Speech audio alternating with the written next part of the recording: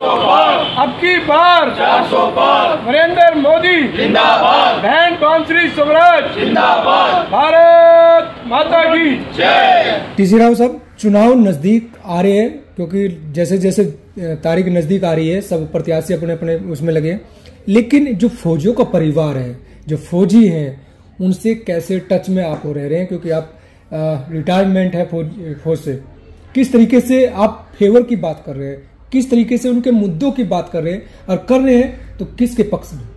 Thank you sir जी, बहुत आपने एक मेरे दिल को छूने वाला सवाल पूछा। मैं शरद जी पिछले 24 साल से प्रीमेच्योर रिटायरमेंट लिया था, उसके बाद में मैं पूर्व सैनिकों शहीदों के परिवारों के लिए काम कर रहा हूँ। अपने हरियाणा या दिल्ली में ही नहीं, मैं एमपी साउथ इंडिया में भी मेरे लोग हैं, मेरी फॉलोइंग है जिनके लिए मैं काम करता हूं। मैं रिकॉर्ड ऑफिसर हूं। पहले तो फौज के अंदर लगभग 11.5 लाख लोग वो हैं जो जेसीओ और अदर रैंक्स हैं, जेसीओ ऑफिसर से नीचे हैं। उनके record office 52 record office India के अंदर, जहां पे मेरे दोस्त बैठे हुए हैं। हर पूर्व सैनिक की सर्विंग की समस्याएं मैं उन रिकॉर्ड ऑफिस में पहुंचाता हूं, और कई बार तो 48 आवर्स में मुझे जवाब मिल जाता है। मेरे ऑफिस के अंदर एक पूरा रिकॉर्ड ऑफिस सेल चल रहा है, जिसमें 2 ऑफिसर्स मैंने एम्प्लॉय कर रखे जो पूर्व सैनिकों की मदद करते हैं, उनके इश्यूज को टेकअप करते हैं। मैं अभी हाल में बता दूं आपको, दिल्ली के अंदर लगभग 3.25 लाख पूर्व सैनिक हैं।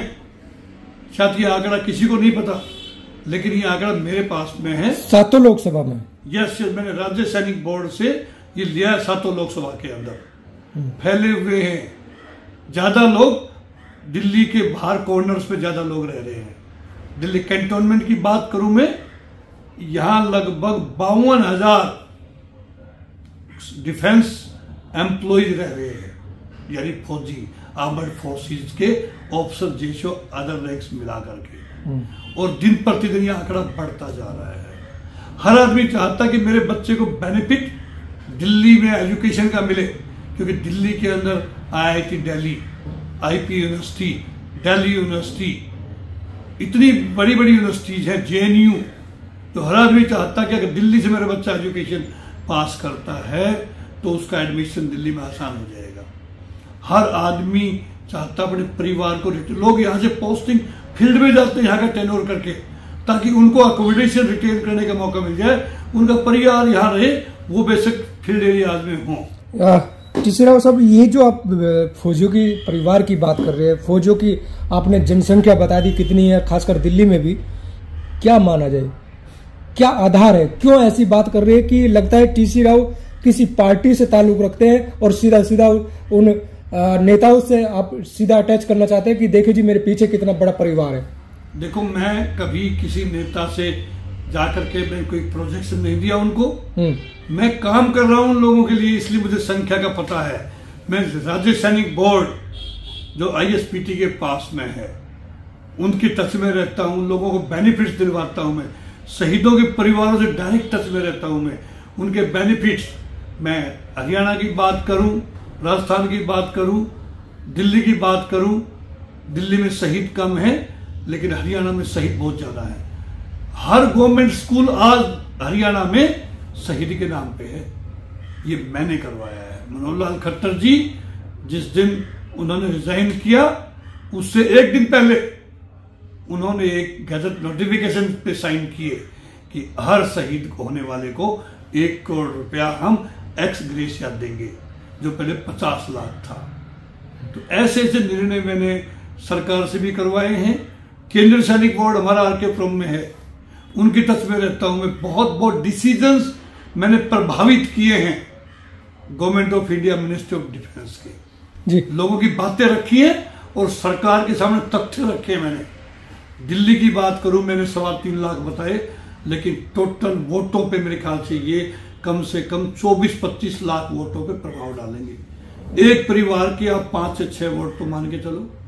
अगल बगल के लोगों को, हर सैनिक एक लीडर होता है, उसको लीडरशिप क्वालिटीज डाली जाती है उसके ट्रेनिंग के दौरान में। बहुत लोगों को प्रभावित करते हैं वो। सेवा भी करते हैं। अगर बगल में किसी को प्रॉब्लम हो जाती सबसे पहले सैनिक मिलेगा। अगर देखा जाए, आपने बड़े वो दे दिया कि 3.5 लाख जो है कहीं ना कहीं फौजी रहते हैं, और आपने आंकड़ा भी बता दिया पूरे भारत का भी, लेकिन फौजियों को तो लोकसभा की टिकट नहीं मिली दिल्ली के अंदर। देखो, सैनिक सेवा करता है, वो किसी से मांगता नहीं कभी। यही मेरा आपको टस जीवन है में क्या? रहा आपको टस है क्या? जब भी तो आप इतना आंकड़ा बता रहे हैं। यस आपको लगता है कि आपको लोकसभा चुनाव लड़ना था, पार्टी पर निगाह रखनी थी, तीनों पार्टियां, चारों पार्टियों को लेके? नहीं, देखो पीछे जन वीके सिंह को टिकट दी, हमारे रिटायर्ड जनरल्स को ये कहीं गवर्नर, कहीं एम्बेसडर बना के भेजते हैं। सैनिक उसी में खुश है। सैनिक कभी मांगता नहीं है, सैनिक सिर्फ सेवा करना जानता है देश की।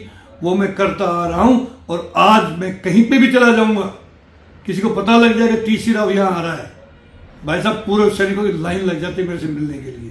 हाल ही में मैं अलवर लोकसभा में काफी मैंने काम किया। अभी हर विधानसभा में 8 विधानसभाएं उनके वहां पे, हर विधानसभा में 3-3 उन्होंने ऑफिस खोल रखे हैं।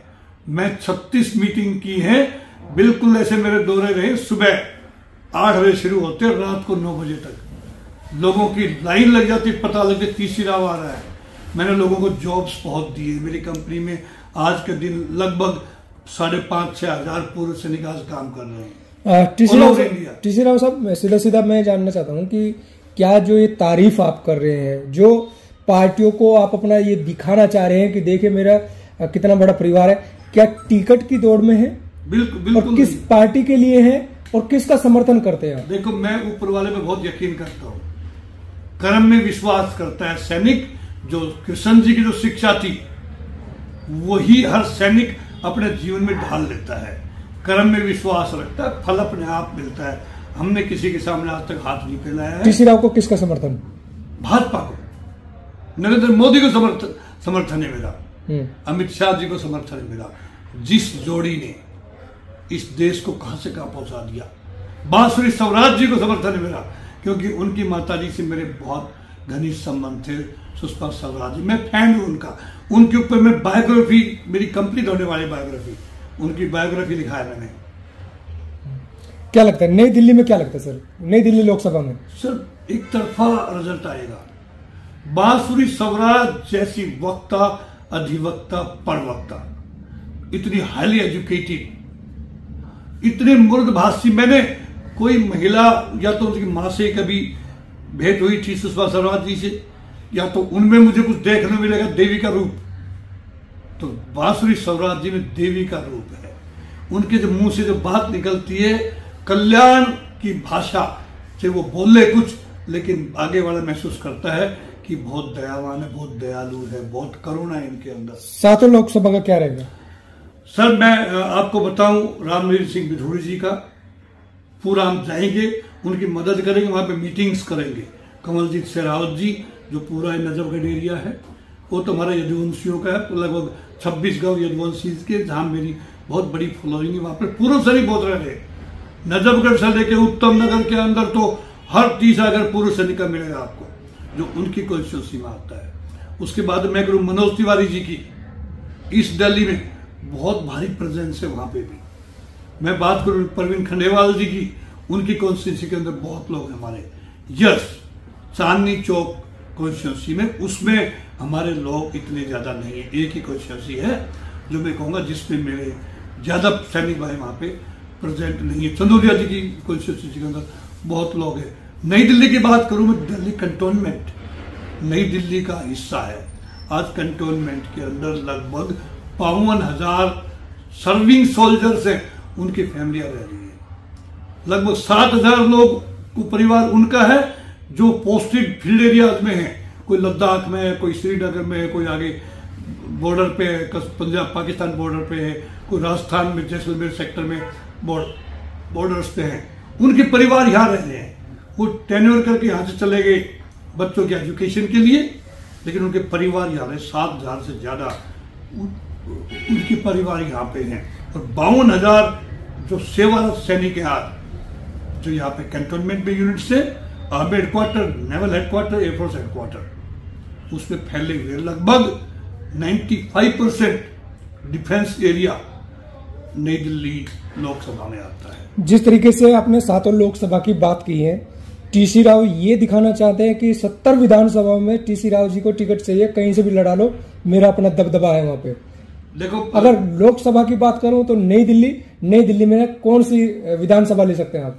अभी कोई, मैं बताया ना, ऊपर वाला है, जहां से देगा वहां पे, जहां से मुझे उचित समझेंगे। लेकिन मैं तन मन धन से उतरने के लिए तैयार हूं और कोई ज्यादा बड़ी इच्छा भी नहीं है। मैंने कहा ना, मैं लीडरशिप पे छोड़ता हूं, मांगता नहीं हूं कभी। मैं हो सकता है आवेदन भी नहीं करूंगा, लेकिन लोगों को पता है कि एक शख्सियत है यहाँ पे, मेजर डॉक्टर टीसी राव, जो बहुत बड़े दानवीर हैं, जो समाज सेवी है, जो एक अच्छे पूर्व सैनिक है, जो शहीदों के परिवारों की देखभाल कर रहे हैं। मैंने कितनी मेमोरियल्स बनवा दिए हैं अपने पैसे से, कितने लोगों की मैंने स्टैच्यूज लगवा दिए हैं अपने पैसे से। और मैं जैसे देखभाल करता हूं, मान सम्मान उनका, मैं हर सैनिक का मान सम्मान करता हूं। दिल्ली में मेरे ख्याल से बहुत से सैनिक होंगे जिनको मैं वीर सेनानी रत्न से सम्मानित कर चुका हूं। हरियाणा के अंदर मैं बात करता हूं, दक्षिण हरियाणा की, कोई घर नहीं बचा हुआ जहां पे मेरा दिया हुआ सर्टिफिकेट वीर सेनानी रत्न का नहीं लगा हुआ। अलवर में जो मेरी मीटिंग्स हुई, पहले मैं मान सम्मान करता था, फिर अपनी बात करता था नरेंद्र मोदी जी और भूपेंद्र यादव जी को समर्थन देने के लिए। क्या मैसेज देना चाहते हैं सर?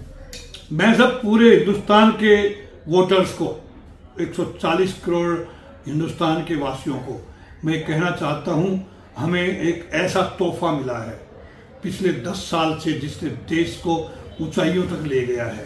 चाहे आप रक्षा का क्षेत्र हो, चाहे अर्थव्यवस्था का क्षेत्र हो, चाहे वो IT का क्षेत्र हो, चाहे फॉरेन पॉलिसी की बात करें हम, कूटनीतिक क्षेत्र हो, चाहे मजदूरों के कल्याण की बात हो, चाहे गरीब के कल्याण की बात हो, चाहे किसान के कल्याण की बात हो। जो नरेंद्र मोदी जी ने बेंचमार्क सेट कर दिए, वो ना पीछे कोई कर पाया और मुझे उम्मीद नहीं है कि आगे भी कोई कर पाएगा। पूरे हिंदुस्तान का फर्ज बनता है कि इनको इस बार 407 से ज्यादा सीट हम इनको दें एनडीए को, ताकि कुछ ऐसे निर्णय भी बाकी हैं, बहुत कठोर निर्णय, जो बहुत कड़वे लोगों को लगे, कुछ लोगों को जो आज से प्रार्थना कर रहे हैं कि नरेंद्र मोदी जी ना आए। अरे भाई, वो तो आ गया। और 4 जून के बाद में आप देखना भ्रष्टाचारियों को, जिन्होंने भ्रष्टाचार के छुपे हुए बिल से खोद खोद के निकालेंगे। बात नहीं पड़ोसी देशों की, जैसे पहले भी कहते थे, लाल किला से मोदी जी ने अनाउंस किया था कि अगर कोई हम पे नजर उठाएगा हम घर में घुस के मारेंगे। सर्जिकल स्ट्राइक सबको पता है, गलवान घाटी घटना सबको पता है। चाइनीज सोल्जर्स आज थर थर कांपते हिंदुस्तान सैनिक के सामने। क्यों? क्योंकि उनके पीछे चट्टान बन करके कल्याणकारी योजनाएं लेकर के नरेंद्र मोदी खड़ा है। अब की बार 400 पार, नरेंद्र मोदी जिंदाबाद, बहन बांसुरी स्वराज जिंदाबाद, भारत माता की जय।